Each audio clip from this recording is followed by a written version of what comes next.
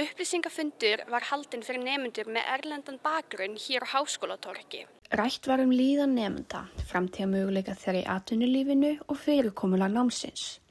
Hækkun innskráningargjalda og mögulegra skólagjalda var þó eitt helsta umræðuefni fundarins. So the information we have is international students will be paying the same registration fee as Icelandic students, so it's moving up from 75,000 to 100,000 across the board for everyone. But then for students from outside of the EEA, there is a proposed tuition fee increase because, like the rector said, there is going to no longer be public funding for students from outside the EEA.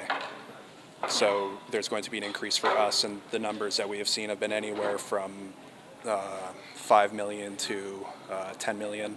Silja Bára Ómarsdóttir, rektor við Háskóla Íslands, sagði að það eiga samþykkja nýtt lagafrumvarp í vor sem heimildar opinberum háskólum á Íslandi að innheimta skólagjöld.